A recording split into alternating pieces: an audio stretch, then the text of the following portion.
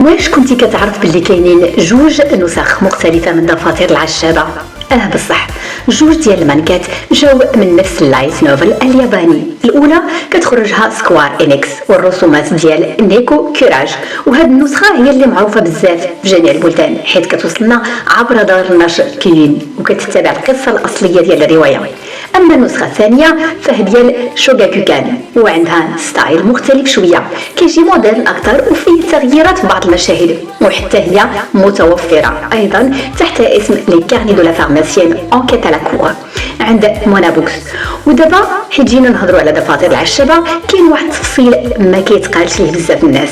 في واحد اللحظه ماما كتقول لجنتي الا جا نهار وخصك تقتلني ديرها بالسم، وهذه ماشي غير نكته سوداء. ماما وعارفه راسها كتحط حياتها في خطر وسط القصر وكتستعد للموت بطريقه بارده ومخيفه. يمكن هذا الشيء هو اللي كيشرح علاش مهتمه بزاف بواحد الدواء كيعيد الحياه، ماشي غير فضول. ممكن كتخطط تنقذ شي حد او حتى تنقذ راسها الى فات الفوت.